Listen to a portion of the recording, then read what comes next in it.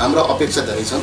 ती अपेक्षा अनुसार चाहिँ हामी अगाडि बढ्ने कुरामा चाहिँ समस्या छ। ठुल्ठुला विकास चाहिँ गर्ने हामीसँग पैसा हुँदैन नगरपालिकामा। सानातिना कुराहरू विकासहरू कृषि क्षेत्रको शिक्षा क्षेत्रका कुराहरूमा हामीले विकास गरेका छौँ। नागरिकमा अलिकति निराशाको छाइरहेको छ। त्यसले एउटा भ्याकुम, त्यसले एउटा रिक्तताको कारणले गर्दाखेरि फेरि अरू राजनीतिक दुर्घटना, राजनीतिक समस्याहरू आउने।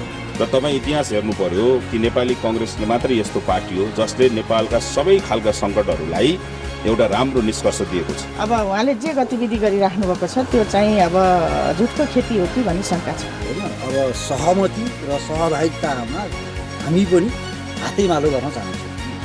विद्रोही भूमिका होइन कि हरेक यसले बनाएको नगर सरकारले बनाएको बजेटहरूमा कानुन बनाउन 3 वर्षसम्म कानुन बनाउन नसकेको चाहिँ राज्यले अब कसरी यसको समाधान गर्ला भन्ने हामीलाई विश्वास छ।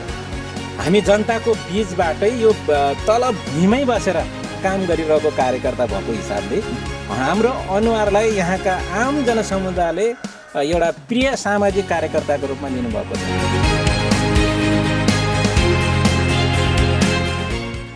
नमस्कार दर्शकबिन, तपाईँ हेर्दै हुनुहुन्छ गोल्डन एज टेलिभिजनको प्रस्तुति मफसल राजनीतिक विशेष हेर्दै हुनुहुन्छ। विभिन्न जिल्ला, नगरपालिका, गाउँपालिका र वडा पुग्ने कार्य निरन्तर गरिरहेका छौँ।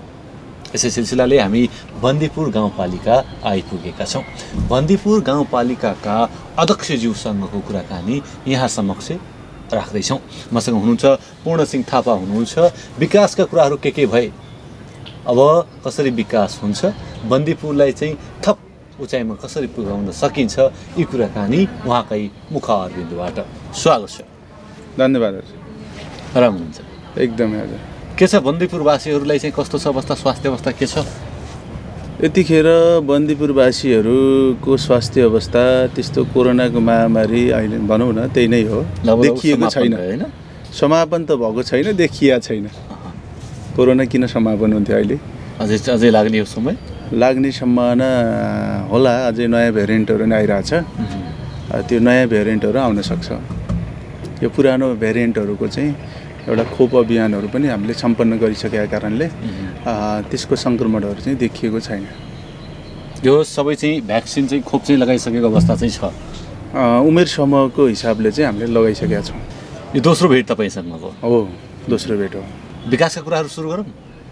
हुन्छ, विकासका कुरा नै होला अब हजुरहरूको मिडियामा होइन। के गर्नुभयो? हामीले बन्दीपुरमा जे होस् हिजो जनताको समक्ष जे कुराहरू बोलेका थियौँ, हाम्रो घोषणापत्रमा जे प्रतिबद्धताहरू जाहेर गरेका थियौँ त्यो गऱ्यौँ। त्यसको अलावा कैयौँ नयाँ कामहरू पनि हामीले सुरुवात गरेका छौँ। जस्तै मुख्यतया हामी निर्वाचित भइसकेपछि यो एउटा सङ्घीयताको प्रयोगको मोडल थियो नेपालमा, पहिलो प्रयोग भनौँ न। यसो हुँदाखेरि हामीलाई 1-2 वर्ष भनौँ न त्यो मोडल बुझ्न अथवा कर्मचारीहरूको अभाव, कार्यालयहरूको अभाव सबै झेल्दै गइयो। झेल्दै जाने क्रममा धेरै कुराहरू बुझ्दै पनि गइयो र हाम्रो बन्दीपुर गाउँपालिकाले नअल्मलिकन हामीले 20 वर्षीय गुरुजना बनायौँ। 3 वर्ष लगाएर त्यो पुरा गऱ्यौँ। पुरा 3 वर्षमा भयो गुरुजना, 20 वर्षमा बन्दीपुरको सपनाहरू कोर्यौँ। तर त्यो कोर्ने क्रममै पनि हामी बिचमा त्यही गुरुयोजनाको नर्म्स अनुसारै बाँकी वर्षहरूको योजनाहरू त्यही अनुसार बनाएर अगाडि बढेको पालिका हो। त्यो भएको कारणले एउटा प्रणालीगत रूपमा नै समग्र बन्दीपुरको सपनाहरूलाई हामीले चाहिँ एउटा प्रणालीगत रूपमै ढालेर 20 वर्षमा के गर्न सकिन्छ, के हो सम्भावना भन्ने कुराहरू प्रष्ट पारेर जनताको बिचमा लिएर गयौँ होइन। त्यो भएको कारणले हामीले यो के भन्यौँ भन्दा गुरुयोजनामा पर्यटन, कृषि, शिक्षा, स्वास्थ्य, सहकारी र पूर्वाधार समृद्ध बन्दीपुर गाउँपालिका निर्माणको मूल आधार भनेर जुन एउटा नारा तय गऱ्यौँ, त्यो नारा अनुसारै हामी अगाडि बढेको पालिका हो होइन। यो बढ्ने क्रममा करिब आधारभूत आवश्यकताहरू बन्दीपुरको नहुने आधारभूत आवश्यकताहरू हामीले सुरु गऱ्यौँ। सुरु मात्रै गरेनौँ कि त्यो पुरा गऱ्यौँ। आधारभूत आवश्यकता भने जग बसाल्ने काम गऱ्यौँ होइन। अब जग बलियो भयो भने घर बलियो हुने हो। जस्तै आधारभूत आवश्यकता भन्नाले मुख्यतया सडक नै हो। सडक सञ्जालहरू हामीले हरेक गाउँ पुर्याउने काम गऱ्यौँ।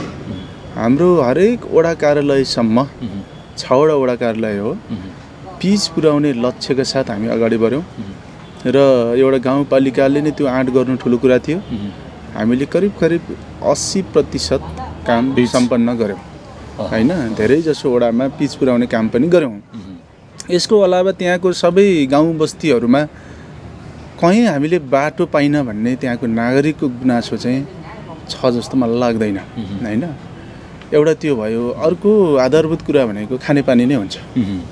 खानेपानी हामीले बन्दीपुरमा राम्रो सुरुवात गऱ्यौँ। हामीलाई हैन पालिकाको अलावा प्रदेश सरकार, सङ्घ सरकार, केन्द्र सरकारको पनि तीनैवटै सरकारको सहयोग पनि भयो। त्यसमा हाम्रो प्रदेशको पूर्व मन्त्री अहिलेको मान्य हरिबहादुर सुमान हुनुहुन्थ्यो। सङ्घमा पूर्व मान्य अहिलेको सांसद मन्त्री भनौँ न, श्रम मन्त्री, उहाँहरू दुवैजनाको पनि असाध्यै महत्त्वपूर्ण सहयोगहरू रह्यो र हामीलाई विभिन्न राजनीतिक दलहरूले पनि सहयोग गर्यो। त्यस कारण खानेपानीमा हामीले ठुलो फड्को मारेका छौँ। ठुल्ठुला खानेपानीको प्रोजेक्टहरू धेरै ठाउँमा हामीले सफल भयो। जस्तै वडा नम्बर 3मा एउटा खानेपानीको प्रोग्राम सफल भयो। वडा नम्बर 1मा ठुल्ठुला पूर्वाधारहरू कोही सफल भयो, कोही सफलताको चरणमा छ। त्यस्तै गरेर 2, 4मा पनि भयो अनि 5मा 6मा सानसानो आधारभूत खानेपानीको समस्याहरू पनि हामीले पुरा गरेका छौँ। यति हुँदाहुँदै पनि बन्दीपुर आफै एउटा पहाडकी रानी हैन, एउटा डाँडामा अवस्थित जुन हामीलाई पुरानो स्रोतले अझै पनि भ्याउँदैन। त्यसकारण नयाँ स्रोतको खोजी पालिकाले गर्यो। मर्स्याङ्दी नदीबाट एउटा लिफ्टिङ गर्ने कार्यक्रमको हामीले डिपिआर सक्यौँ र अहिले सूचना पनि टेन्डरको सूचना पनि निक्लिएको छ। करिब 30 करोडमा मर्स्याङ्दीबाट बन्दीपुरको डाँडोमा पानी उखाल्ने। यसरी खानेपानीको समस्या पनि हामीले सम्बोधन गरेका छौँ आधारभूत कुराहरूमा पर्ने। र अर्को आधारभूत कुरा भनेको बिजुली। बिजुली हाम्रो कतिपय वडामा बलेको थिएन, 2वटा वडामा बलेको थिएन। 5 नम्बर वडामा हामीले पहिलो वर्ष बाल्न सफल भयौँ र बाँकी 6 नम्बरको सिङ्गो वडाको, त्यो त हिजोको सिङ्गो गाविस पनि थियो, त्यसको आधा भागमा चाहिँ सम्पन्न भयो हैन। र काठी पुल विस्थापन कार्यक्रम पनि हामी अन्तिम चरणमा पुगेका छौँ। यसरी आधारभूत कुराहरू चाहिँ हामीले सम्पन्न गरेका छौँ। शिक्षा चाहिँ कस्तो छ? शैक्षिक अवस्था के छ? र त्यसपछि शैक्षिक अवस्था पनि अब अर्को महत्त्वपूर्ण पाटो हो। र शिक्षा भनेको एउटा समाजको ऐना हो। यो हामीले राम्रोसँग बुझेका थियौँ। र शिक्षालाई हामीले चाहिँ पर्यटन राख्यौँ, कृषि राख्यौँ अनि शिक्षा नारामा। शिक्षा पनि हाम्रो बन्दीपुरमा चाहिँ लगभग दरबन्दी, पुलमा परेको दरबन्दीहरू पनि राख्न सफल भयौँ हामी। र थप दरबन्दी हैन, प्रभावी दरबन्दीहरू थप्न 7वटा दरबन्दी थप्न पनि हामी सफल भयौँ। र हामीसँग 31वटा विद्यालयहरू छ। त्यो सबै 31वटा विद्यालयको भौतिक संरचना हैन, नयाँ भौतिक संरचना बनाउन हामी सफल भयौँ हैन। यो पनि हाम्रो बिल्ड एन्ड चेन्ज भन्छु है। यसको अलावा हामीले नमुना स्कुल पनि पार्न सफल भयौँ। जस्तो त्यहाँको पवित्र महाविद्यालय हामीले नमुनाको रूपमा पार्यौँ नेपाल सरकारको तर्फबाट। र पालिकाले पनि त्यो स्कुललाई बाल बगैँचा बनाउनेदेखि लिएर स्कुल बसहरू सञ्चालनको निम्ति सहयोग गरेको छ। यो सायद तनहुमै एउटा मोडलको रूपमा हामीले विकास गरेका छौँ। र अरू 6वटा मावि मध्ये पवित्र मावि भइहाल्यो, त्यहाँ होस्टेल पनि बनिसकेको छ। र अरू माविहरूमा पनि होस्टेलको तयारी कुरा गर्दाखेरि के हुन्छ? होस्टेलको तयारी सहित गरेका छौँ। समान त हामीले कोसिस गरेका छौँ। र अर्को बन्दीपुरको शिक्षामा चाहिँ त्यही आधारभूत तहहरूलाई बलियो बनाउने कामहरू हामीले गरेका छौँ हैन। शिक्षाको पनि सबैभन्दा पहिलो चाहिँ ध्यान दिनुपर्ने भनेको तल्लो तह हैन। तल्लो तहको विद्यार्थी बस्ने कुराहरू, उनीहरू खेल्ने कुराहरू, उनीहरूले सिक्ने कुराहरू चाहिँ राम्रो बनाउनुपर्छ भनेर हामीले आइएनजिओहरूसँग पनि साझेदारी गरेर आधारभूत क्लासहरूलाई राम्रो डेकोरेसन गरेका छौँ। कार्पेटिङहरू, डेकोरेसनहरू अनि यसको अलावा हामीले वाल पेन्टिङहरू जुन हाम्रो चित्र हेरेर बुझ्ने प्रकारको हैन, एउटा शिक्षा मैत्री कक्षा कोठा निर्माण मैले गरेर प्रश्न कहाँको जोड्न खोजेँ भने अध्यक्ष माफी चाहन्छु म त्यो पुरा काटेँ समान शिक्षा छ बोर्डिङ र चाहिँ त्यो प्राइभेट के अरे ऊ चाहिँ सरकारी भन्ने छ कि अथवा चाहिँ सबैले चाहिँ त्यो एउटै किसिमको शिक्षा पाइराखेका छन् नेपालभरिकै समस्या दुईटा प्रकारको शिक्षा छ एउटा बोर्डिङ एउटा संस्थागत सरकारी स्कुल होइन हाम्रो बन्दीपुरमा हामी निर्वाचित भइसकेपछि सरकारी विद्यालयहरूमा विद्यार्थी सङ्ख्या बढेको छ यो चाहिँ राम्रो सङ्केत हो होइन यद्यपि अब हामीले प्राइभेट संस्थाहरूलाई अब फेरि भनौँ न पुरै बाइस गरेर जाने कुरा पनि हुँदैन तैपनि हाम्रो ध्यान चाहिँ अब संस्थागत स्कुलहरूलाई नै छ सरकारी स्कुलहरूलाई नै अब त्यो हाम्रो प्राइभेटतिर हाम्रो ध्यान छैन त्यो भएको कारणले हामीले सरकारी स्कुलका भौतिक संरचनाहरूलाई चाहिँ राम्रोसँग अगाडि बढाएको भन्ने हामीलाई लाग्छ होइन अरू त्यहाँका युवाहरूको चाहिँ सम्भावना के छ के गर्दै हुनुहुन्छ त्यहाँका युवाहरू कि चुनाव आउँदैछ चुनाव केन्द्रित छन् कि अथवा चाहिँ व्यवसाय व्यापारतिर केन्द्रित छन् अब हाम्रो तर्क विशेष गरेर मेरो तर्क चाहिँ के हो भने हामीले हाम्रो देशमा विकास गरेका छौँ बाटो पुऱ्याएका छौँ होइन सडक पुर्याइयो खानेपानी पुर्याइयो बिजुलीहरू पुर्याइयो तर हामीले हाम्रो गाउँलाई गरिब बनाएका छौँ होइन युवाहरूलाई बेरोजगार बनाएका छौँ यो विडम्बना हो तर बन्दीपुरको सोच चाहिँ त्यो अलिक फरक छ अब युवाहरूलाई रोजगारसँग जोड्ने युवाहरूलाई उत्पादनसँग जोड्ने अभियान छ हाम्रो त्यस कारण हामीले सडक खनिसकेपछि ती सडकका वरिपरिका जमिनहरू उत्पादनसँग जोडिनुपर्छ हामीले बिजुली र पानी पुर्याइसकेपछि त्यो बिजुली बाल्नको निम्ति मात्रै प्रयोग हुन भएन त्यो व्यवसायको निम्ति प्रयोग हुन पर्यो युवाहरूको निम्ति प्रयोग हुन पर्यो त्यो पानी पिउनको निम्ति मात्रै भएन होइन खेरो गएको पानीहरूलाई प्रयोग गरेर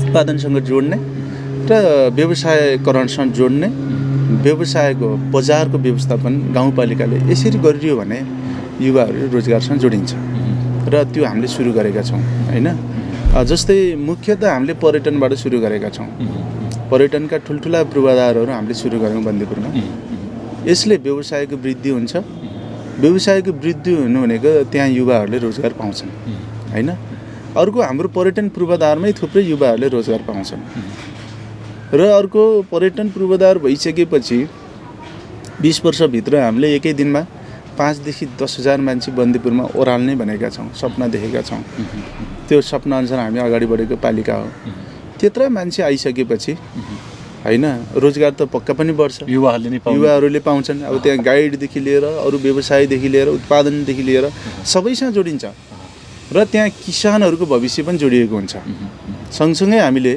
किसानहरूको उत्पादनलाई होइन एउटा आन्तरिक बजारको व्यवस्थापन त्यो पनि हामीले सँगसँगै गरेका छौँ त्यस कारण हामीले कृषिमा पनि के गरेका छौँ भने एउटा आधुनिकरणमा कृषिलाई पनि ढालेका छौँ ठुल्ठुला चक्लाबन्दीहरू हामीले सुरु गरेका छौँ धन्दै अहिले हामीले यो 2-3 वर्षको अन्तरालमा 1500-1600 रोपनी जमिनलाई चक्ल्याउन सफल भएको छौँ यो गण्डकी प्रदेशमै सबैभन्दा धेरै यो हामीले गरेका छौँ होइन विकासका कुरा रहे युवाका कुरा रहे थोरै दलित समुदायका कुरा राख्न चाहन्छौँ अथवा दलित समुदायलाई समान विकासको लागि के गर्नु भएको छ सबभन्दा पहिला चेतनाको कुरा हो हाम्रो सुतेको चेतनाहरूलाई जोगाउनु नै प्रमुख कुरा हो होइन हाम्रो चाहिँ आम मानिसहरूको चेतनाहरू भनौँ न अलिक सुतेको छ यसलाई जोगाउनुपर्छ भनेर हिँडेको पालिका हो त्यस कारण हामीले लक्षित वर्गहरूमा चाहे दलित होस् चाहे जनजाति होस् चाहे महिला होस् होइन उहाँहरूको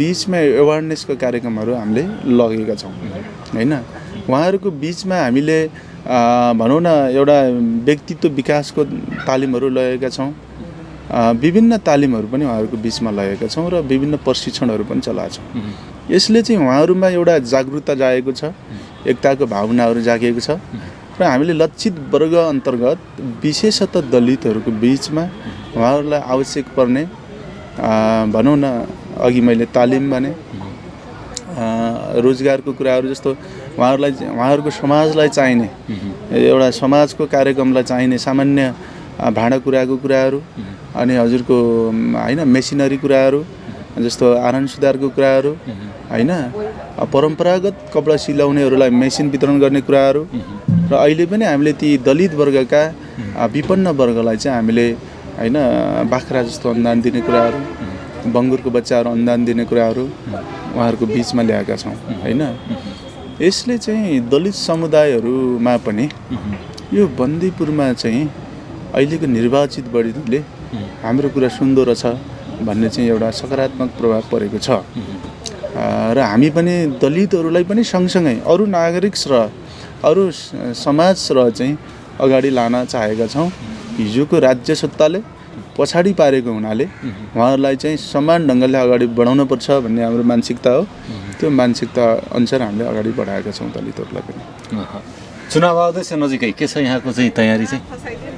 चुनाव एउटा प्रक्रिया हो, यो आउँछ जान्छ होइन, मान्छेको उमेर जस्तै हो। यो अहिले चुनाव आउनु स्वाभाविक हो होइन। चुनाव ठुलो कुरा होइन, सबैभन्दा ठुलो कुरो जिम्मेवारी हो। अब हामी राजनीतिक रूपमा अगाडि बढेका छौँ। यो राजनीतिलाई हामीले सेवाको रूपमा लिनुपर्ने हुन्छ। जसले सेवाको रूपमा राजनीतिलाई बुझेको छ, लिएको छ, त्यसलाई काममा ढालेको छ, उसलाई चुनावले केही असर पर्दैन होइन। मेरो हजुरले भन्न खोजेको मैले बुझेको छु। सम्भावना भनौँ न, त्यहाँको जनताले आवश्यकता ठान्यो भने फेरि सम्भावना छ होइन। र म रहेको पार्टीले आवश्यकता ठान्यो भने सम्भावना छ। र मैले चाहिँ मेरो सोचाइ चाहिँ मलाई दिनपर्छ, म काम गर्छु भन्ने छैन। र मैले गरेको सम्भावनालाई जिम्मेवारी दियो भने त्यो जिम्मेवारी पुरा गर्न फेरि पछि हट्ने पनि छैन होइन। त्यो भएको कारणले मेरो दिमागमा, मेरो चाहिँ विचारमा चुनाव प्राथमिकता होइन, विकास र कार्य सेवा प्राथमिकता हो। जनताले दिएको। धेरै धेरै धन्यवाद दिन चाहन्छु समयको लागि। थ्याङ्क यू सो मच सरजी। दर्शकबिन, मसँग हुनुहुन्छ तनहुँ सम्पर्क समाजका चाहिँ अध्यक्ष हुनुहुन्छ अम्बिका प्रसाद भट्टराई हुनुहुन्छ। के भन्नुहुन्छ, बन्दीपुरलाई कसरी विकास गर्न सकिन्छ, सम्भावना के देख्नु भएको छ, समग्र कुराकानी यहाँ समक्ष म राख्न चाहन्छु। स्वागत छ यहाँलाई। धन्यवाद। आराम हुनुहुन्छ? आराम छु। बन्दीपुर नजिकै तपाईँ बसाइ पनि, तनहुँ जिल्ला। मेरो त गाउँ हो नि बन्दीपुर त। तनहुँ जिल्ला भएर पनि बन्दीपुर तनहुँभित्र छ, त्यस कारण म तनहुँमा जन्मिएको हो। त्यसैले बन्दीपुर पनि मेरो आफ्नै गाउँ हो, आफ्नै घर हो। विश्व अथवा चाहिँ अन्तर्राष्ट्रिय स्तरमा चाहिँ एउटा छुट्टै छाप बनाएको छ हजुर होइन बन्दीपुरले। यहाँले कसरी व्याख्या गर्नुहुन्छ, कसरी विश्लेषण गर्नुहुन्छ बन्दीपुरको? यो बन्दीपुर एउटा पर्यटकीय क्षेत्रको हिसाबले मात्रै नभएर यो ऐतिहासिक र धार्मिक पर्यटनको पनि केन्द्र हो। भनिन्छ 400 वर्ष अगाडि कान्तिपुर नगरका चाहिँ केही व्यापारीहरू, नेवार समुदायका मान्छेहरू बन्दीपुरमा आएर व्यापार व्यवसाय सञ्चालन गरेर बन्दीपुरको स्थापना गरेका हुन् भन्ने हाम्रो चाहिँ ऐतिहासिक प्रमाण छ। त्योभन्दा पहिला चाहिँ बन्दीपुरमा आसपासमा बन्दीपुर क्षेत्रमा चाहिँ मगरहरूको बस्ती थियो। त्यहाँका आदिवासीहरू भनेका तनहुँका त्यहाँका बन्दीपुरका मगरहरू हुन्। पछि नेवारहरू पछि आएर पशु भएको। तर मगरहरूको बस्ती जुन अशिक्षा, गरिबी, विविध कारणले गर्दाखेरि उनीहरूको आफ्नो ऐतिहासिक, आफ्नो सांस्कृतिक महत्त्व सधैँ थियो। र पनि के छ भनेदेखि शिक्षाले अरू सबै कुराले गर्दाखेरि चाहिँ त्यसलाई डेभलप गर्नको लागि व्यापारी रूपमा चाहिँ उनीहरूसँग त्यो कौशलता नभएको हुनाले र भारतबाट आउने एउटा नाकाको रूपमा बन्दीपुर रहेको र त्यसको विकास प्रवर्धन गर्नका लागि चाहिँ त्यहाँ बन्दीपुरबाट अलिकति तल एउटा भन्सार भन्ने ठाउँ पनि छ, जुन चाहिँ त्यो बेला राजस्व सङ्कलन गर्ने केन्द्रको रूपमा थियो। अहिले जस्तो नेपालको रानी भन्सार भने जस्तै, अरू भन्सार भने जस्तै त्यस्तो थियो। र बन्दीपुर एउटा व्यापारी केन्द्रको रूपमा चाहिँ स्थापित भएको थियो, त्यहाँ व्यापार गर्ने उद्देश्यले स्थापित भएको थियो। र पछि त्यसलाई चाहिँ अलिकति विकसित गर्ने कामहरू भयो। र पछि 2025 सालमा पहिला यो नेपाललाई चाहिँ 14 अञ्चल 75 जिल्लामा विकसित गर्दाखेरि, विभाजन गर्दाखेरि बन्दीपुर चाहिँ सदरमुकामको रूपमा चाहिँ स्थापित भयो।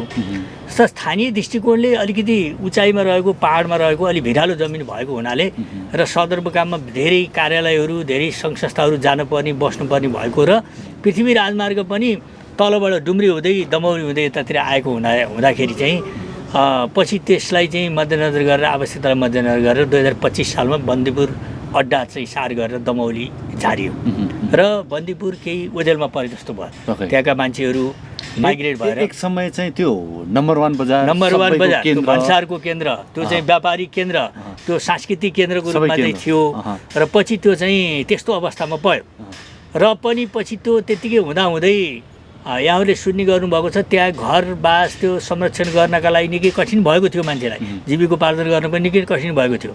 पछि जुन बहुदलीय व्यवस्था आइसकेपछि फेरि देशमा परिवर्तनहरू आयो र बन्दीपुरका साहुहरू व्यापारिक दृष्टिकोणले कोही काठमाडौँ, कोही पोखरा, कोही चितवन, कोही बुटवल विभिन्न ठाउँहरूमा गए र उनीहरूले आफूले जुन जगेर्ना गरेको जुन बन्दीपुर सहर छ नि तिनीहरूलाई सदरमुकाम त्यहाँबाट सरेकोमा एक किसिमको चाहिँ भित्र खिन्नता इख पनि थियो। हामीले यसलाई सदरमुकाम गए पनि यसलाई चाहिँ फेरि यसलाई बजारकै रूपमा चाहिँ विकसित गर्नुपर्छ भन्ने र पुनर्स्थापना गर्नुपर्ने भन्ने पनि थियो र पछि आएर फेरि उनीहरूकै पहलमा चाहिँ केही व्यवसायिकहरू त्यहाँका साहु महाजनहरू त्यहाँका स्थानीय मान्छेहरूले गरे र पछि अब यो बहुदलीय व्यवस्था आइसकेपछि देशमा परिवर्तनहरू आइसकेपछि अब देशको आर्थिक उन्नतिको लागि अनि यसका ऐतिहासिक वस्तुहरूको खोजी गर्ने क्रममा चाहिँ खोज्दै जाँदाखेरि यी सबै कुराहरू चाहिँ हुँदै आयो र बन्दीपुर चाहिँ एउटा केन्द्र रहेछ भन्ने किसिमको कुरा मान्यता भयो र फेरि त्यसलाई चाहिँ पुनर्स्थापना गर्ने कामहरू भयो र 2-3टा कारणहरू बन्दीपुर पछि विकसित हुनमा केही कारण छ। एउटा त्यहाँको स्थानीय मान्छेहरूको त्यो मातृभूमिप्रतिको जन्मभूमिप्रतिको लगाव, एउटा माया ममता। दोस्रो चाहिँ त्यहाँ प्रशस्त मात्रामा चाहिँ पर्यटनका लागि चाहिँ सम्भावनाहरू चाहिँ देखिए, एउटा सांस्कृतिक सम्भावनाका कुराहरू देखिए। त्यही नजिक एउटा ठुलो सिद्ध गुफा छ, हजारौँ मान्छेहरू अड्ने, त्यसपछि रक क्लाइम्बको चाहिँ त्यो पाहाडमा त्यो ढुङ्गाको पाहाड चढ्ने त्यो चाहिँ छ र बन्दीपुर फेरि डाँडामा भइकन पनि त्यहाँ साल सिसौहरू विभिन्न किसिमका वनस्पति जडीबुटीका हिसाब किताबले चाहिँ त्यो छ र त्यहाँ पशुपालनको हिसाब किताबले त्यो क्षेत्र चाहिँ बाख्राको लागि चाहिँ प्रख्यात छ र पछि कृषि अनुसन्धान केन्द्रले चाहिँ त्यहाँ एउटा सुन्तला त पुरानै पहिलाको त्यहाँको खेतीपाती त्यहाँको चाहिँ आकर्षण हो र पछि फेरि त्यहाँ रेशम खेतीको पनि विकास भयो बन्दीपुरमा कृषिको उसमा कृषि पर्यटनको उसमा गर्दा रेशम खेती र पशुपालन त्यहाँ बाख्रा पालन केन्द्रको रूपमा पनि विकसित हुँदै गयो र पछि सदरमुकाम तल दृश्यावलोकन पनि बडा गजब छ। दृश्यावलोकन त मलाई जहाँसम्म लाग्छ सराङकोट पछि सराङकोट भन्दा मतलब यहाँ पूर्वमा हाम्रो नगरकोट पछि चाहिँ तनहुँको ठाउँहरूबाट पहाडबाट चाहिँ सबैभन्दा धेरै हिमालको रेन्ज देखिने ठाउँ चाहिँ हो बन्दीपुर। मानमकोट पनि छ, त्यसपछि छिम्केश्वरी, त्यसपछि गएर हाम्रो मिर्लुङकोट पनि छ। तर बन्दीपुरबाट के भनेदेखि तराईका समथर फाँटहरू अनि नदीका चाहिँ जुन प्रवाहहरू, त्यसपछि गएर सुन्दर बजारका बस्तीहरूदेखिबाट लिएर गएर त्यहाँ हिमालको दृश्यहरू चाहिँ देखिने जुन चाहिँ एउटा आकर्षणको केन्द्रको रूपमा चाहिँ बन्दीपुर विकसित भएको छ।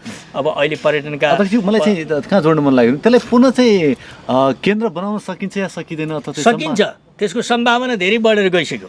अब त त्यहाँ मान्छेहरूले बाहिरबाट आएका मान्छेले त त्यहाँ जग्गा पनि किन्न नपाउने भइसकेका छन्। अब त्यस्तो धेरै ठाउँमा नेपालमा त्यस्तो विकास भएको जस्तो यहाँ तपाईँको लङ घलेल घान्द्रुकतिर गयो भनेदेखि त्यहाँको मान्छेले जग्गा बेचबिखन गरेर बाहिरको मान्छेलाई नदिने, वहीँका स्थानीय मान्छेलाई दिने, अरूलाई नदिने भन्ने कुरो भइरहेछ। किनभने त्यसले बहुत महत्त्व पाइरहेको छ क्या। अब जस्तो हामीहरू भ्रमणका लागि बच्चाहरूलाई लिएर चाहिँ दार्जिलिङ जान्छौँ, दार्जिलिङ निकै फेमस छ होइन वर्ल्डमा, त्यस्तै नेपालको लागि चाहिँ तपाईँको इलाम भयो, बन्दीपुर भयो, यो त अत्यन्त के अरे प्रचलित ठाउँ हो। अब हाम्रो बच्चालाई लिएर दार्जिलिङ घुमाउन जानु पर्दैन क्या। दार्जिलिङमा पाइने कुराहरू, दार्जिलिङमा देखिने चिजहरू चाहिँ बन्दीपुर, एउटा रेल चाहिँ आएको छैन, अब बिस्तारै तराईको बाटो रेल हुँदै जाँदा दार्जिलिङमा, तर बन्दीपुर चाहिँ त्यति राम्रो छ। र पछि राजा महेन्द्रको गीतमा पनि बन्दीपुरको कथाहरू आउँछ, बन्दीपुरे उकाली चढेर भन्ने राजा मवि शाहले गरेको गीत, अनि बन्दीपुर जाउँला सुन्तला खाउँला भन्ने, बन्दीपुरे उकाली भन्ने यस्ता कुराहरू चाहिँ छन्, धेरै गीतहरू। युवाको भविष्य के हुन सक्छ अध्यक्षले चाहिँ निहाल्दाखेरि? अब युवाको भविष्यको कुरा त अब त्यसलाई चाहिँ 2-3टा कुरासँग जोड्नुपर्छ। जस्तै पर्यटन मात्रै त्यहाँको युवाहरूले व्यवसाय रूपमा गर्न सक्यो भने कहिले कहिले यस्तै कोभिड जस्ता विभिन्न किसिमका महामारी हुँदाखेरि चाहिँ पर्यटन त्यति ले मात्रै तिनीहरू आत्मनिर्भर बन्न नसक्लान्। कृषि पर्यटन, त्यसपछि गएर चाहिँ त्यहाँ अरू त्यहाँको चाहिँ जुन स्थानीय उत्पादन हो त्यसलाई पनि उत्पादन गरेर त्यहाँको कला संस्कृतिहरूलाई पनि जगेर्ना गर्दै गरेर ती सबै युवा उद्यमी व्यवसायीहरू चाहिँ त्यहाँको चाहिँ सरकारको योजना अनि त्यसपछि आफ्ना व्यवसायी पर्यटनका कार्यक्रमहरू यी सबै लिएर गएर अब विभिन्न ठाउँबाट आएका टुरिज्महरूलाई चाहिँ एउटा होल स्टेसनको रूपमा चाहिँ भनौँ न त्यहाँ रोक्न सक्यो भने, हबको रूपमा चाहिँ विकसित गर्न सक्यो भने बन्दीपुरको भविष्य चाहिँ धेरै राम्रो छ। त्यो चाहिँ गर्न त्यो चाहिँ उज्जवल देखेको छु र त्यही भएर त अहिले चाहिँ त्यो अत्यन्त सुन्दर नेपालको ठाउँ भएको हुनाले पहाडकी रानी भनेर चाहिँ बन्दीपुरलाई चिनी गरिएको छ। अध्यक्ष, हामी नेतृत्वकर्तालाई अथवा चाहिँ विभिन्न दलका नेताहरूलाई पनि हामी जिम्मेवारी ठहर गराउँछौँ कि विकास नहुनुको कारण, पछि पर्नुको कारण। यसमा यहाँको राय के छ? अब यो यस्तो भयो सर, अब के भयो भने हाम्रो वास्तवमा भन्दा दोषारोपण गरे जस्तो मात्रै हुन्छ।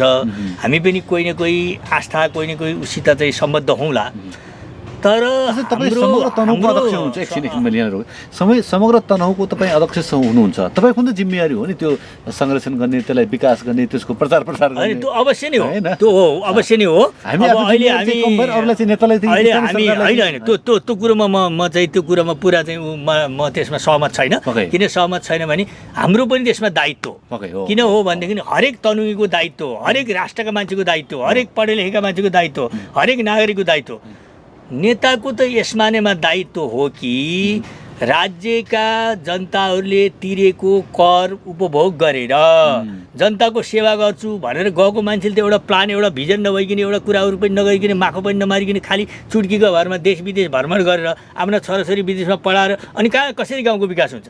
हरेक मान्छेलाई भन्नु पर्यो तिमी त्यहाँ बस, तिमीलाई रोजगारको सम्भावना दिनु पर्यो। अहिले भन्नु पर्यो चितवन जस्तो तपाईँको चाहिँ उर्वर भूमि भएको ठाउँलाई चाहिँ सारा युवाहरूलाई चाहिँ चितवनमा कृषि प्लान बनाएर चाहिँ चितवनको जग्गालाई चाहिँ उपयोग गरेर चाहिँ त्यहाँ उत्पादन गर्ने, अनि त्यो ल्याएर चाहिँ ठाउँ ठाउँमा चाहिँ बिक्री वितरण गर्ने, दुर्गम ठाउँमा चाहिँ ढुवानीको व्यवस्था गरिदिने गऱ्यो भनेदेखि मान्छे इन्डियाको चामल खान पर्दैन नि त, बङ्गलादेशको चामल खान पर्दैन नि त मान्छेले। त्यो त स्वदेशी खानामा हुन्छ नि त, त्यो सोच त हुनुपर्छ नि त, त्यो सोच हुनुपर्छ। हामीभित्रमा एक किसिमको चाहिँ हामीभित्रको एउटा राष्ट्रियताको भावना हामीमा कम हुनु, हामीप्रति चाहिँ जनताप्रतिको जिम्मेवारी उत्तरदायित्व चाहिँ कम हुनु र हामी लोभी पापी हुनुले चाहिँ यो कुरो भएको। नत्र भने हेर्नुहोस्, हिजोको जापानले त्यत्रो प्रगति गर्न सक्छ, हिजोको कुवेतले त्यत्रो प्रगति गर्न सक्छ, हिजोको साउदीले त्यत्रो प्रगति गर्न सक्छ। अहिले दुनियाँ कहाँ कहाँ पुगेको। अहिले हेर्नुहोस् त, भारतको उत्तराखण्ड कति विकट ठाउँ हो, नेपालभन्दा कति विकट ठाउँ हो। अहिले उत्तराखण्डलाई भारतले उचालेको छ, भारतलाई चिनाएको छ उत्तराखण्डले। अहिले हरेक मान्छेहरू चाहिँ त्यहाँ जान्छ। हामीले चाहिँ यी कुराहरूलाई चाहिँ यो प्रवर्धन गर्नु पऱ्यो, यो सोच बनाउनु पऱ्यो, एउटा प्लानिङ बनाएर। उनीहरू आफै गएर कुटो कोदालो लिएर आफै गएर घसिरेर काम गर्ने होइन, एउटा प्लान बनाएर पठाइदिनु पऱ्यो कि जहाँ मान्छेहरू त्यो योजनामा मान्छेहरू भुल्न सकोस्, जहाँबाट उसले आफ्नो रोजीरोटी पनि निर्वाह गर्न सकोस्, राज्यले हामीलाई हेरेको छ, माया गरेको छ भन्ने किसिमको आवाज चाहिँ तिनीहरू हुन सकोस्। त्यही गर्ने भने यसको भविष्य चाहिँ उज्जवल छ। दोषारोपण गर्नु भएन, दोषारोपण गर्नु भएन, मेरो हो भन्ने भावना हुनु पर्यो। यहाँ त विडम्बना त्यही छ, दोषारोपण गर्ने, खुट्टा काट्ने, अर्काको खुट्टा तान्ने, प्रगति हुन नदिने, यस्ता किसिमको कुराहरू छ। बन्दीपुरका साउहरू जागृत नभएको अहिले त पहिलाको बन्दीपुर फेरि अहिले पुनर्स्थापित भएर चाहिँ फेरि अहिले यो अवस्था आउँथेन नि त, त्यत्तिकै भइरहेको मान्छेभित्र एक किसिमको गरौँ भने इच्छा जागृत हुनु पऱ्यो, चाहना हुनु पऱ्यो। इच्छा शक्ति जागृत भयो भने जे पनि गर्न सकिन्छ। हिजो केबल कार त थिएन नि त नेपाल, अहिले इच्छा शक्ति जागृत भयो त विभिन्न ठाउँहरूमा केबल कारहरूको विकास भइरहेछ। हामी भोलि रेल यात्राको हामी रेलको सम्भावनाको कुराहरू गरिरहेछौँ, हामी चाहिँ पानी जहाजको विषयको कुराहरू गर्न सक्छौँ। त्यो चाहना हुनुपर्छ नि त, हुनसक्छ। तर कति हुन सक्ने भनेको हुनाले अब एटलान्टिक महासागरमा जस्तो पानी जहाज त नेपालमा कहाँ चढ्छ? नेपालको नदी नालाहरू, नेपालमा त्यस्तो किसिमको बन्दरगाहहरू, नेपालमा त्यस्तो भौतिक पूर्वाधारहरू, स्रोत साधन छैन नि त। कालीगण्डकी जलविहार कार्यक्रम भनेको छ। अब कालीगण्डकी त्यत्रा ढुङ्गा, त्यत्रा कुन कन्दरा, त्यो के अरे छाँगा, ती ढाँडहरूबाट त पानी जहाज त छिर्न सक्दैन। जहाँसम्म सक्छ, जस्तो स्टिमर चलाएर सक्छ, जहाँसम्म जान्छ, त्यो कुरालाई हेर्नु पऱ्यो। अनि हाम्रो यहाँ भएका चाहिँ तपाईँका चाहिँ विभिन्न किसिमका खनिज पदार्थहरूलाई उपयोग गर्न हामीले सकिरहेका छौँ, जडीबुटीलाई उपयोग गर्न सकिरहेका छौँ। हाम्रो देशको यार्सा गुम्बा करोडौँ रुपियाँ विदेशमा गएर बिग्रिरहेको छ, हामी यार्सा गुम्बाको सदुपयोग गर्न सकिरहेका छौँ। हाम्रो देशको स्याउ चाहिँ हामी के अरे कश्मीरका स्याउ ल्याएर खाइरहेछौँ। हाम्रो मुस्ताङका, मनाङका, जुम्लाका, हुम्लाका, डोल्पाका स्याउहरू हामी खान सकेका छैनौँ। हामी विदेशबाट मासु आयात गरेर, कुखुरा खसी मासु आयात गरेर खान सक्छौँ। हाम्रो यहाँका चाहिँ भेडा च्याङ्ग्राहरू, हाम्रो यहाँको चाहिँ जुन मासुजन्य उत्पादन गर्ने वस्तुहरू चाहिँ त्यतिकै मरेर गइरहेका छन्, उपयोग गर्न सकेका छन्। के हुनु पर्यो भने राज्यको जुन ठाउँमा जेको सम्भावना छ त्यो ठाउँमा त्यो चिजलाई प्रमोट गर्नु पर्यो, त्यसको सम्भावनालाई त्यहाँ लगानी गर्नु पर्यो र त्यहाँका मान्छेलाई त्यहीँ बस्ने वातावरण गराउनु पर्यो। सबै माइग्रेसन भएर उत्पादन हुने जमिनमा चाहिँ घर बनाउने, अनि मान्छे चाहिँ गाउँबाट सबै सहर झर्ने, अनि गाउँ त सबै के अरे चाहिँ तपाईँको खण्डहरू हुन्छ। सहरमा मान्छे कति दिन टिक्न सक्छ? त्यो रोकथाम भयो भने पक्कै विकास, त्यो रोकथाम भयो भने पक्कै विकास। धेरै धेरै धन्यवाद दिन चाहन्छु अध्यक्षज्यू यो र सत्य तथ्य कुराकानीको लागि। Thank you so much. हुन्छ देवेन्द्र सर, यो टेलिभिजन कार्यक्रमलाई पनि तपाईँहरूले मलाई जुन अवसर दिनुभयो, बन्दीपुरको विषयमा जुन सोध्ने, जुन कुराकानी गरेर अवसर दिनुभयो, त्यसको लागि यहाँहरूलाई धेरै हार्दिक कृतज्ञता ज्ञापन गर्छु र हजुरहरूको उत्तरोत्तर प्रगति र उन्नतिको कामना गर्छु। हस्, थ्याङ्क यू। आरोग्यधाम होमियोप्याथिक हस्पिटलमा निको भएका रोग र समस्याहरू, एक हर नचल्ने, मुख बाङ्गो हुने, बोल्न नसक्ने, बात, हाड जोड्ने, नसाका रोगहरू, युरिक एसिड, हड्डी खिएको, नसा च्यापिएको, ढाड दुख्ने, पायल्स, दिशा गर्न गाह्रो हुने, दिशा गर्दा रगत आउने, मासु पलाएको, फिसर, फिस्टुला, पिनास तथा नाकको एलर्जी, रुगा लागिरहने, दम बढ्ने, हाच्छु आउने, दम रोग, खोकी लागिरहने, कपाल झर्न तुरुन्तै रोक्ने, उमार्ने, लामो बनाउने, छालाका हरेक समस्याहरू, डन्डीफोर, चिलाउने, कालो पोतो आदि, महिनावारी गडबडी तथा स्त्री रोगहरू, टन्सिल, हात खुट्टामा आउने मुसा, पेटका नयाँ तथा पुरानो रोगहरू, ग्यास्ट्रिक, अल्सर, कब्जियत, भोक नलाग्ने, पेट पोल्ने, फुल्ने, अमिलो पानी आउने, मृगौलामा पत्थरी पर्ने जस्ता समस्याहरू आदि, उच्च रक्तचाप, सुगर र थाइरोइड जस्ता समस्या भएमा तुरन्तै सम्पर्क गर्नुहोला। सम्पर्क आरोग्यधाम होमियोप्याथिक हस्पिटल प्राली तथा आरोग्य होमियो फार्मेसी, पोखरा 10 इन्द्रचोक, पोखरा रङ्गशाला नजिकै 24 घण्टा सेवा भइरहने जानकारी गराउँदछौँ। के तपाईँ दाँत र मुख सम्बन्धी सम्पूर्ण सेवाहरू उपलब्ध भएको ठाउँको खोजीमा हुनुहुन्छ? त्यसो भए हामीलाई सम्झनुहोस्। माछापुच्छ्रे डेन्टल क्लिनिक विगत 2 दशकदेखि दाँतका बिरामीहरूको सेवामा समर्पित यस माछापुच्छ्रे डेन्टल क्लिनिक तपाईहरूकै अनुरोधमा अबदेखि शनिबार पनि विशेष छुटका साथ उपचार भइरहेको जानकारी गराउँदछौँ। हाम्रा सेवाहरू: दाँत र मुख सम्बन्धी जाँच, दाँत निकाल्ने, दाँत भर्ने, मेसिनबाट दाँत सफा गर्ने, फिक्स दाँत राख्ने, नक्कली दाँत बनाउने, दाँत र गिजाको चिरफार, दाँतमा हिरा राख्ने, दाँतको एक्सरे र दाँत र मुख सम्बन्धी सम्पूर्ण सेवाहरू प्रदान गरिन्छ। सम्पर्क Machhapuchhre dental clinic, Mahendrapul, medical line, Pokhara. Phone 061 543 301।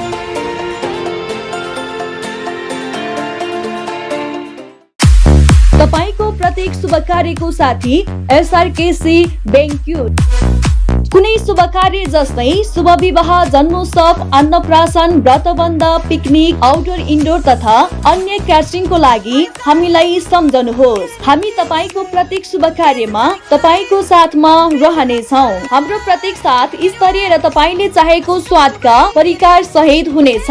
तपाई मात्र हामीलाई सम्झनुहोस्। तपाईको फोनको आधारमा हामी तपाईले भनेको ठाउँमा र चाहेको समयमा सेवाको साथ उपस्थित हुनेछौँ। सम्पर्क एसआरकेसी बैंक्वेट, माटेपानी 12 नम्बर वडा अगाडि। Phone number 061 540 740, mobile number 98 560 22 604, 98 560 22 605। Proprietor Rajaram KC, Jayaram KC. आफ्नै प्याटी प्यालेस होस् वा अन्य कुनै ठाउँ, तपाईँ सम्झनुहोस्, मात्र सेवाको साथ हाजिर हुनेछौँ। एसआरकेसी बैंक्वेट हो हाम्रो नाउँ।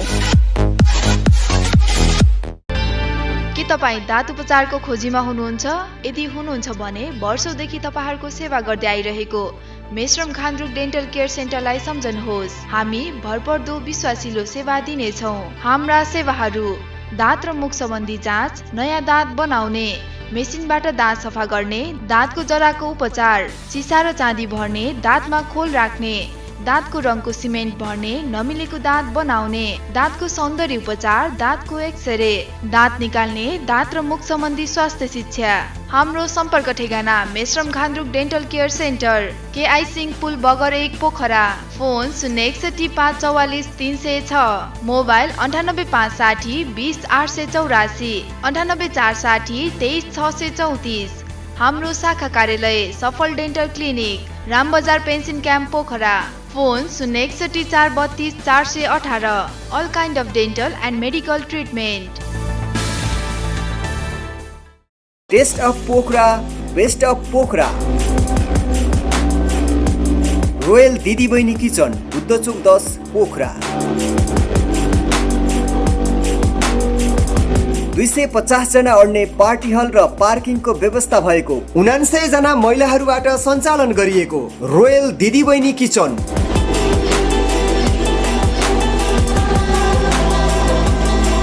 ग्राउन्ड फ्लोर वेस्टर्न खाना र खाजाको सुविधा। फर्स्ट फ्लोर टिपिकल नेपाली खाना र खाजाको व्यवस्था। चाइनिज, कन्टिनेन्टल, इन्डियन र नेपाली खानाको स्वादको लागि रोयल दिदी बहिनी किचन, बुद्धचोक 10, पोखरा।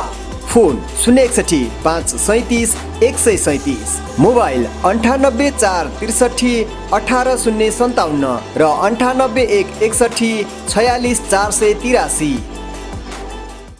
हिँडेरै घरमा जाँदा खुसीको मुहार, प्यारालाइसिसका बिरामीहरूको उत्कृष्ट उपचार। प्यारालाइसिसका बिरामीहरूलाई हिँडाएरै घरमा पठाउने हाम्रो प्रण। प्रेसरले हानेर प्यारालाइसिस भएका बिरामीहरूको उपचार। प्यारालाइसिस र ढाड दुखेका बिरामीहरूको मात्र उपचार गर्ने पोखराको एक मात्र therapy centre Spark B&D hospital प्राली नयाँ र आधुनिक व्यवस्थापन सहित सञ्चारमा आएको जानकारी गराउँदछौँ। प्रेसरले हानेर प्यारालाइसिस भई शरीरको एक हर नचल्ने, लुलो भएर हिँड्न नसक्ने, मुख बाङ्गो भएका, बोल्न, खान, बस्न उठ्न नसक्ने नयाँ तथा पुराना बिरामीहरूको उत्कृष्ट उपचार भइरहेको जानकारी गराउँदछौँ। ढाडमा नसा च्यापिएका तथा हड्डी खिइएका बाथका बिरामीहरूको विशेष उपचार। ढाड दुख्ने, हड्डी खिइएका, ढाडमा नसा च्यापिएका, बाथरोग तथा युरिक एसिड भई हातखुट्टाका जोर्नीहरू दुख्ने बिरामीहरूको सफल उपचार भइरहेकोले सम्पर्क राख्नुहोला। साथमा विभिन्न सेवाहरू थप गरिएको जानकारी गराउँदछौँ। प्यारालाइसिसका बिरामीहरूलाई क्याबिन तथा सेमी क्याबिनको सुविधा, गरिब तथा असहाय बिरामीको निःशुल्क उपचार, उत्कृष्ट थेरापी तथा औषधि उपचार। फोनबाट पनि सम्पर्क गर्न सकिनेछ। सम्पर्क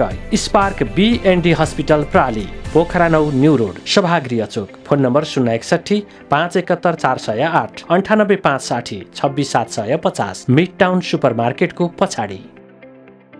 लक्ष्य टेरस रेस्टरुम, बाथरुम तथा धाराका सम्पूर्ण गुणस्तरीय सामानहरू,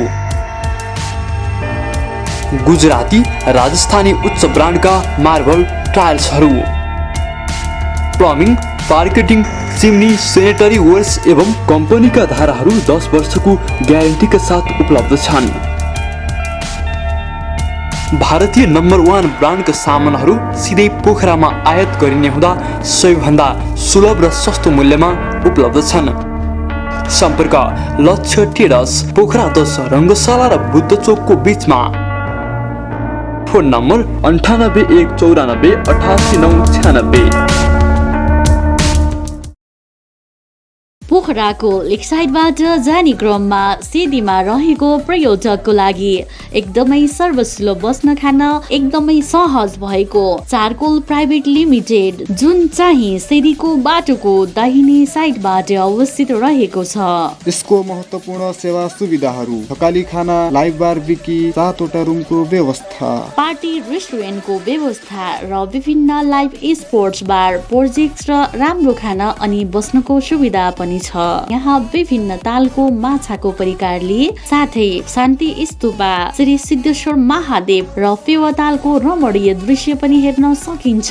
एकचोटि हजुरहरू पनि यो होटलमा गएर स्वागत गर्ने अवसर अवश्य दिनुहोला। सम्पर्क होटल चारकोल प्राली, शेरी पोखरा 18, सम्पर्क नम्बर 98 469 042 28 42 0066। प्रोपाइटर प्रदीप गुरुङ, सलेश महर्जन, दिजेश वाग्ले। म्याक्सको म्याक्सिमम अफर। म्याक्स नेट टिभीमा 150 भन्दा बढी HD च्यानलहरू, हाई स्पिड इन्टरनेट 100 Mbps सम्मको सुविधा अब 7 प्रदेशमा। अबको connection Max Net solutions. Max TV जडानको लागि सम्पर्क गर्नुहोला म्याक्स डिजिटल टिभी। राजनीतिक विशेष तपाईँ हेर्दै हुनुहुन्छ। हामी छौँ बन्दीपुर गाउँपालिकामा। बन्दीपुर गाउँपालिकाका नेपाली काङ्ग्रेसका सभापतिसँगको कुराकानी यहाँ समक्ष म राख्न चाहन्छु। मसँग हुनुहुन्छ कर्ण खत्री हुनुहुन्छ। कर्णजी स्वागत छ। हजुर, धन्यवाद। आराम हुनुहुन्छ? हजुर। पार्टीलाई कस्तो छ? पार्टीलाई ठिकै छ। यो दोस्रो भेटघाट होइन हाम्रो? हजुर हो। के गर्दैछ बन्दीपुरमा, अथवा चाहिँ बन्दीपुर गाउँपालिकामा नेपाली काङ्ग्रेसले के कार्य गर्दैछ? नेपाली काङ्ग्रेस अहिले आन्तरिक सङ्गठन निर्माणमा लाग्दैछ र केन्द्रले घर घर जाउँ काङ्ग्रेस जिताउँ अभियान जुन ल्याएको छ त्यो टोली अनुसार हामीले टोलमा प्रत्येक टोलमा टोल कार्यसमिति गठन गर्ने, टोलमा भएका समस्याहरूको पहिचान गर्ने र भोलिका दिनमा नेपाली काङ्ग्रेसले स्थानीय चुनावमा स्थानीय घोषणापत्रमा समावेश गर्नुपर्ने विषयहरू के छन् त भनेर त्यसको लागि गृह कार्य गरिरहेको छ। चुनाव आएका बेला मात्र घर घर जाउँ भन्ने हो कि अगाडि पछाडि पनि घर घर जाउँ र समस्या समाधान गरौँ भन्छ नेपाली काङ्ग्रेसले? केन्द्रले अहिले भन्यो, तर हामी बन्दीपुरमा त प्रत्येकचोटि घर घर गएका छौँ, सबै जनताका समस्या बुझेका छौँ त्यो समस्याको समाधानका लागि सम्बन्धित निकायमा हामीले चाहिँ सम्बन्धित निकायसँग जानकारी लिएका छौँ, दबाब दिएका छौँ, हामी सधैँ गएका छौँ। के रहेछन् समस्याहरू जनताको? जनताका समस्या मेन समस्या भनेको बाटोकै समस्या हो। हिजो सबै वडामा बाटो पुगिसक्यो भनेर चाहिँ अध्यक्षज्यूले बोलिसक्नुभयो। यो बाटो त उहाँ आउनुभन्दा पहिले पुगेको थियो। यो बाटो कच्ची बाटोहरू धेरै पहिला खनेका बाटो, तर जस्ताको तस्तै खाल्टाखुल्टी। यो बर्खा लागेपछि पानी परेपछि चल्ने अनि पहिरोको जोखिम र उकालो ओह्रालो खाल्टाखुल्टी। जस्तो 74 सालको चुनावमा म चुनाव प्रचार गर्न चाहिँ गाउँ गएको थिएँ। त्यति बेला म गाउँपालिका अध्यक्ष उम्मेदवारै हो नेपाली काङ्ग्रेसबाट। अहिले अवस्था त्यही नै छ। उही अलिकति बजार वरिपरि उही उहाँको चाहिँ एउटा के छ भने वडा कार्यालयसम्म बाटो पक्की बनाउने भन्ने जुन अभियान जम्मा चाहिँ अहिले 2 नम्बर वडामा पुगेको छ र 1 नम्बर वडामा चाहिँ पिच रोडै हाम्रो पृथ्वी हाइवेको नजिक भएको हुनाले पुगेको छ, तर अरू गाउँहरूमा छैन। त्यो विकासका लागि, गाउँ विकासका लागि चाहिँ तपाईँलाई समेटेनन्, बोलाए कि बोलाएनन्? औपचारिकताको लागि मात्र जब वर्षको एकचोटि यो बर्खे अधिवेशन हुनको लागि उहाँहरूको नियममा छ होला, एकचोटि बोलाएर सर्वदलीयसँग एउटा राय लिने। हामीले वार्षिक नीति तथा कार्यक्रम लागू गर्दैछौँ, त्यसका लागि हजुरहरूको राय भनेर उहाँले बोलाउने हो। त्यो बेला हामीले आफूले बनाएका रायहरू दिन्छौँ, तर त्यो कुनै पनि कार्यान्वयन भएको देखिएन। अब चुनाव आउँदैछ, यदि चुनावमा तपाईँको सरकार भयो भने तपाईँले उहाँका रायलाई लिनुहुन्छ, गर्नुहुन्छ कार्यान्वयन? हामी किनभने उहाँ यो गाउँपालिका अध्यक्ष आउनुभन्दा अगाडि नै हामी एउटा सर्वदलीय संयन्त्र थियो। सर्वदलीय संयन्त्रले हामीले चाहिँ प्रत्येक बसेर काम गर्ने, गाउँमा विकास अनुगमन गर्ने सम्पूर्ण कामहरू गरेका थियौँ। तर उहाँ चाहिँ टोटल्ली त्यो सर्वदलीय संयन्त्रभन्दा बाहिरबाट आएको कारणले उहाँले कुनै पनि इभन नेपाली काङ्ग्रेससँग होइन कि अरू पार्टीसँग पनि र आफ्नै पार्टीका साथीसँग पनि उहाँले कुनै त्यस्तो राय लिने काम गर्ने काम चाहिँ गर्नु भएन। राय त लिनुभयो होला, कार्यान्वयन गर्नु भएन भन्ने कुरा तपाईँको? हजुर, राय वर्षको एकचोटि लिएको रायले खासै चाहिँ त्यसले सार्थकता दिँदैन। वर्ष एकचोटि नै हामीले यो गर्दैछौँ। अब कुनै जटिल समस्याहरू पऱ्यो भने तपाईँ भोलि चाहिँ यदि सत्तामा आउनुभयो अथवा चाहिँ अध्यक्ष जित्नुभयो भने तपाईँले चाहिँ उहाँहरूका अन्य पार्टीहरूलाई चाहिँ समेटेर लानुहुन्छ कि लानुहुन्न भन्ने कुरा? हिजोको 5 वर्ष अनुभव जब म चाहिँ गाउँपालिकाको सर्वदलीय संयन्त्रमा रहेर काम गरेँ, त्यति बेलादेखि नै हामी जति छौँ नि साथीहरू, प्रत्येक पार्टीका साथीहरू बसेर छलफल गरेर अगाडि बढ्ने हाम्रो संस्कृति छ। त्यो अनुसार हाम्रो त्यो सल्लाह पनि भइरहेको छ। ती मध्येका जुनसुकै साथी गएको पनि गर्नुहुन्थ्यो, एमालेका साथी, माओवादी साथी, काङ्ग्रेसका साथी, जो साथी गाउँपालिका अध्यक्ष भएको भए पनि त्यो जुन छलफल गरेर गर्ने चाहिँ अगाडि बढाउनुहुन्थ्यो। म अवश्य गर्छु। म यदि त्यो 5 वर्ष अगाडि बनेको भए मैले छलफल गरेर नै अगाडि बढ्थेँ। विकास गर्ने कार्यमा चाहिँ छलफल सहभागिता सबैलाई गराउनुहुन्थ्यो। हजुर, आखिर विकास बन्दीपुरको गर्ने हो, रोजगारी बन्दीपुरलाई दिने हो, उन्नति बन्दीपुरको गर्ने हो भने सबै साथी मिलेर, सबै पार्टी, सबै समाजका मान्छे मिलेर गर्दा राम्रो हुन्छ नि।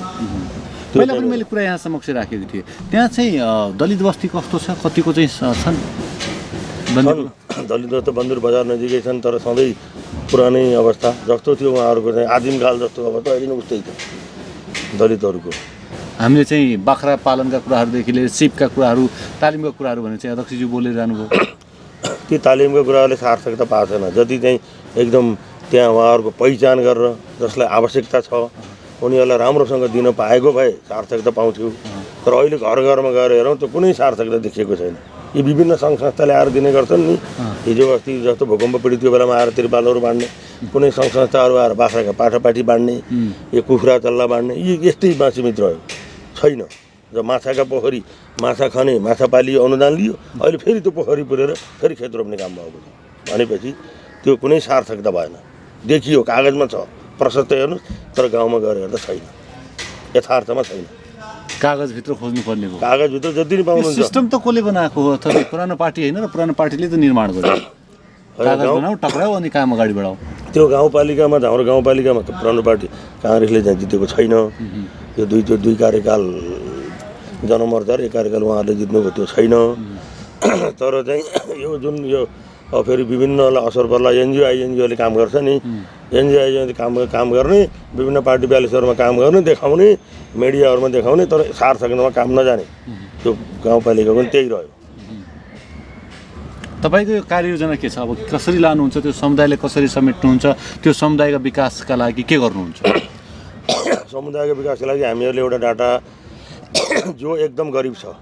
अहिले हामीले पार्टीले पनि एउटा डाटा कलेक्सन गरेका छौँ, सबभन्दा गरिबबाट सुरु गर्ने, सबभन्दा गरिबबाट र उनीहरूलाई जुन जे आवश्यकता छ, उनीहरूको जे क्षमता छ, यो विकासे भाषामा जुन लो ह्याङ्गिङ फ्रुट भन्ने हुन्छ कि त्यसमा यो त्यो जसको जे क्षमता छ र जसले जे आफूले चाहिँ लिन सक्छ त्यो चाहिँ उसलाई तालिम दिने र उसलाई त्यो कामहरूमा विभिन्न चाहिँ यो सहकारीहरू मार्फत लोन र अनुदान दिने कुराहरू दिएर रेगुलर अनुगमन गर्दै उनीहरूको आर्थिक वृद्धि गर्दै 5 वर्षमा उनीहरूको आर्थिक स्तर मध्यम स्तरमा ल्याउने मेरो योजना थियो, सबभन्दा तल्लो तहबाट गर्ने।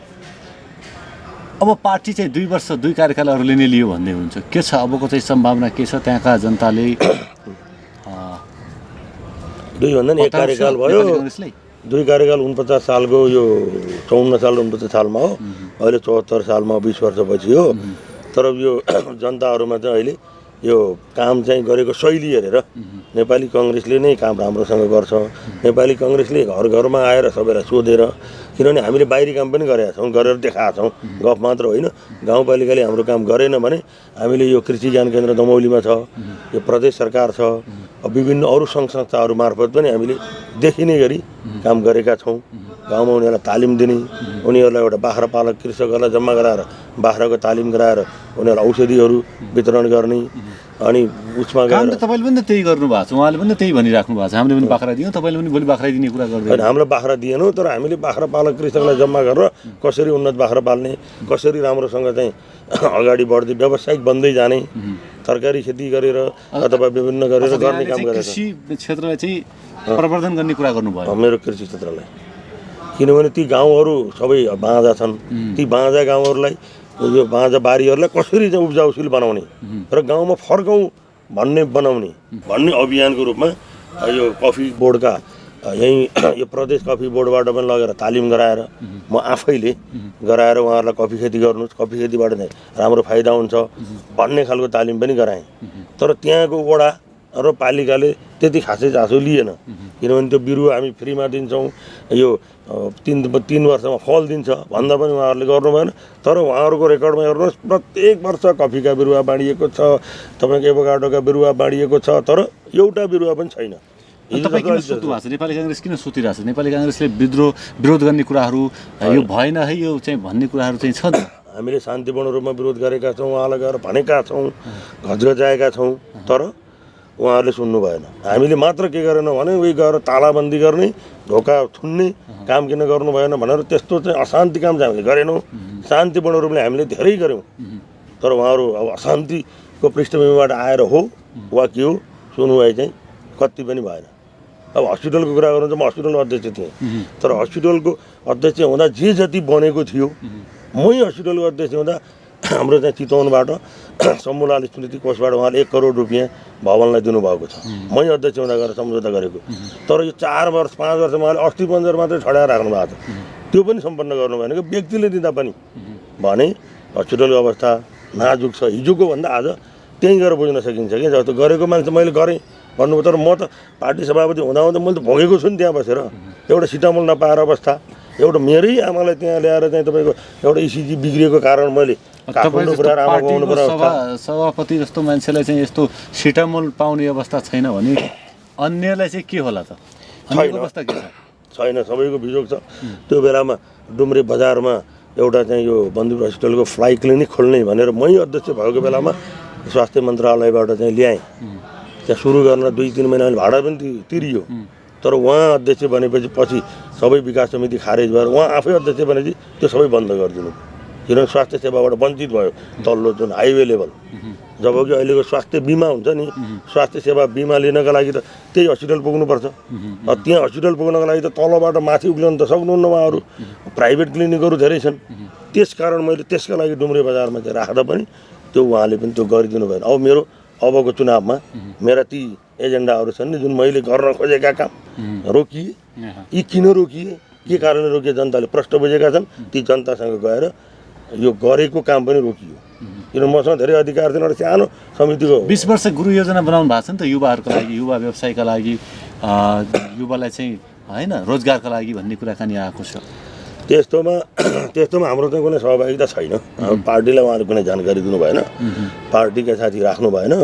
उहाँले चाहिँ आफ्नो तरिकाले बनाउनु भयो। 20 वर्ष 5 वर्ष सरकार उहाँको अब अन्त भइसकेको छ, तर 20 वर्ष गुरु योजना बनाउनु भएको छ। विभिन्न सपनाहरू सुनाउनुहुन्छ, हामी सुन्छौँ, तर 5 वर्षमा देखिएको छ त्यो पुरा हुन्छन् कि हुँदैनन्, कुन गतिमा गएका छन् त्यो चाहिँ हामीले हेरिरहेका छौँ।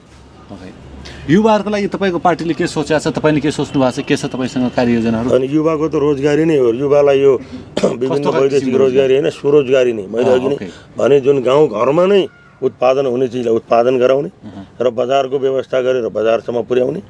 र उहाँहरू क्षमतावान युवाहरू बाहिर जानुहुन्छ, तर विदेशबाट फर्केर आएका युवाहरू, त्यहीँ रहेका युवाहरू, धेरै जस्तो शिक्षित बेरोजगार पनि बसिरहनु भएको छ। उहाँहरूलाई त्यहीँ नै उत्पादन गर्न सक्ने मेरो कृषिमा नै बढी जोड, यो माछा पालन होस्, तल्लो जो पानी भएको ठाउँमा माछा पालन होस्, यो अलि धरमपानीको डाँडाहरूमा कफी खेती होस्, अनि राम्रोसँग बाख्रा पालन होस्, कुखुरा पालन होस्, जो बजारसम्म चाहिँ लान सकियोस्। फेरि बजारको व्यवस्था पनि भएन। मैले पटक पटक उठाउँदै आइरहेको कुरो, कमसेकम गाउँको किसानले उत्पादन गरेको साग पनि ल्याएर बजारमा बेच्न सकोस्, त्यो बजारको व्यवस्था भएन। घर घरमा बोकेर डुलाउनेले मात्रै बेच्न सक्यो, नत्र बेच्न सकेन।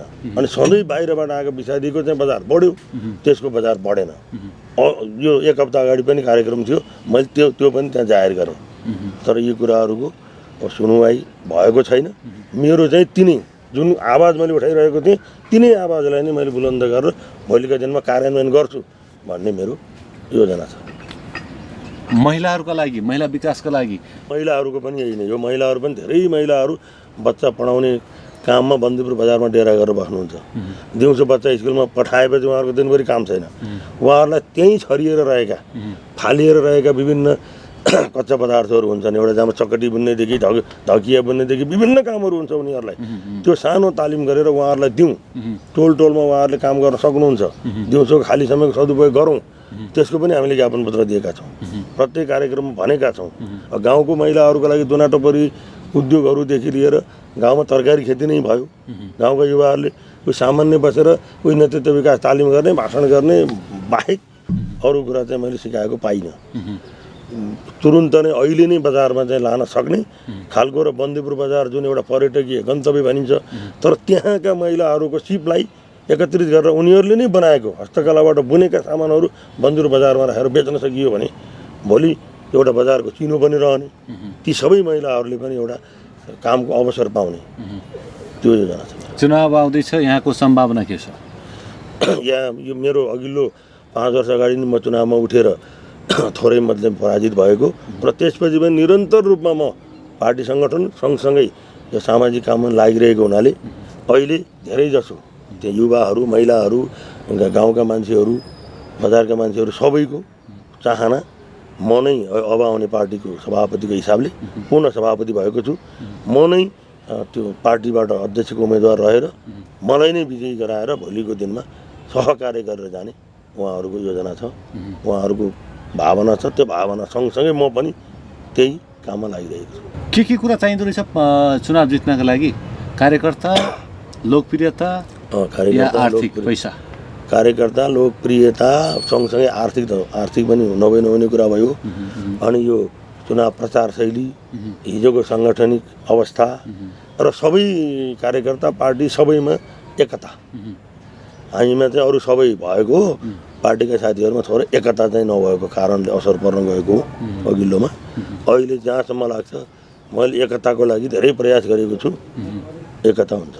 बन्दीपुरको थोरै चाहिँ पर्यटन क्षेत्रमा चाहिँ विकासमा पहुँच अथवा चाहिँ विकासलाई चाहिँ टेवा पुर्याउने मठ मन्दिरको विषयमा थोरै कुरा राखिदिनुहोस् न। के छ धार्मिक स्थलका कुराहरू थोरै राखिदिनुहोस् न। बन्दीपुरमा भएका धार्मिक स्थलहरूलाई को यो पुरानो धार्मिक स्थलहरू छन्, त्यसलाई अलिकति राम्रोसँग बनाइएको छैन। यो मणि मुकुन्देश्वरी भनेर अहिले चाहिँ एउटा मुकुन्देश्वरीमा एउटा जीर्णोद्धार एउटा पुरानो भत्केको दरबार छ, त्यसलाई पनि अलि राम्रो बनाउनु पर्छ। र बिचमा थानीमाई भन्ने डाँडा राम्रो छ, तर त्यहाँ जाने बाटो पहिला जे बनेको थियो अहिले केही पनि बनेको छैन। त्यसलाई अलि राम्रो बनाएर आकर्षक बनाउने र बन्दीपुरभित्र रहेका धेरै मठ मन्दिरहरू छन्, ती मठ मन्दिरहरूलाई अलि सफा सुग्घर बनाएर सबै आकर्षक। त्यो बनाउनको लागि सत्तामै पुग्नुपर्ने, होइन त्यो सत्ताभन्दा बाहिर बसेर पनि गर्न सकिँदैन। सत्ता बाहिरको त्यो धेरै बजेटकै आवश्यक पर्छ। जस्तो एकजना सर यहाँ डाक्टर मदन पिया हुनुहुन्छ, उहाँले सफाइ गर्नलाई पनि बजेट नै चाहिने भयो। सफाइ होइन, त्यो बनाउनका लागि निर्माणका लागि भौतिक पुनर्निर्माण गर्नुपर्ने हुन्छ, त्यसलाई अलिक बढी बजेट आवश्यक पर्छ। त्यसका लागि विभिन्न योजनाहरू बनेका छन्। अनि कुनै व्यक्ति जस्तो हाम्रो डाक्टर मदन पियाले उहाँले आफैले बनाइदिनु भएको छ चामुण्डामाई भन्नेमा, तर पनि राम्रो मन्दिर बनाउनु भयो, बाहिर कम्पाउन्ड अझै बनाइरहनु भएको छ। एकजना व्यक्तिलाई उहाँले त्यतिवटा गन्तव्य राख्नुभयो, उहाँको 3-4 वर्ष काममा त्यो गरिरहनु भएको छ। त्यो सँगसँगै अरू साथीहरूले अरूले पनि बनाउनु भएको छ। आफ्नो जस्तो पियाहरूको आफ्नो मन्दिर छ, उहाँहरूले चाहिँ बनाउनुहुन्छ। अहिले वर्षको एक दिन उहाँहरूले चाहिँ कार्यक्रम गर्नुहुन्छ। प्रधानहरूको आफ्नै छ, आफ्नो आफ्नै मन्दिर छन् त्यहाँ, तर ती मन्दिरहरू जस्तो थिए नि पुरानो त्यसै बसिरहेका छन्। त्यसलाई अलिकति टेवा दिएर त्यो ठुलो बजेट दिनु पर्दैन, उहाँहरूलाई पनि सङ्गठित गरेर ती मन्दिरहरूलाई राम्रो चिटिक्क बनाउने, सफासुग्घर बनाउने, त्यो काममा एउटा सहभागिता गराउने क्या। त्यो सबैको एउटा पब्लिक पार्टिसिपेसन भएन। जनताको चाहना त सबै कुरा आफ्नै घरको किचन पनि गाउँपालिकाले बनाइदियो, सरकारले बनाइदियोस् भन्ने हुन्छ, तर हामीले सोसल मोबिलिटी राखेर मोबिलाइजर राखेर हुन्छ, अथवा बसेर हामीले कमसेकम हाम्रो पनि केही लगानी हुनुपर्छ भनेर गर्ने काम त गाउँपालिका, वार्डले र विभिन्न सङ्घ संस्थाहरू हामीहरूलाई पनि लिएर गरेको भए त्यो सफल हुन्थ्यो। यी धेरै मन्दिरहरू छन्, तिनलाई बनाउन बनायो भने पर्यटकमा चाहिँ धार्मिक गन्तव्य स्थल पनि हुन्छ, पर्यटकको आगमनमा पनि बढ्छ। सभापतिज्यू धेरै धेरै धन्यवाद दिन चाहन्छु र यहाँको राजनीतिक यात्राले सफलता चुमोस् यही शुभकामना व्यक्त गर्न चाहन्छु। थ्याङ्क यू, धन्यवाद हजुर। दर्शकबिन विभिन्न जिल्ला, नगरपालिका, गाउँपालिका र वडासम्म पुग्ने कार्य निरन्तर गरिरहेका छौँ र आज हामी बन्दीपुर गाउँपालिकामा आइपुगेका छौँ र यहाँका राजनीतिज्ञ अथवा चाहिँ विभिन्न दलका नेताका कुराकानी यहाँ समक्ष राख्यौँ। अर्को हप्ता भेटघाट हुने रहेछ। कार्यक्रम उत्पादनमा सहयोग गरिदिने प्रकाश सिंह भण्डारीप्रति आभार व्यक्त गर्दै निर्देशक चिरञ्जीवी भुर्तेल सहित म देवेन्द्र बिदा चाहन्छु। नमस्कार।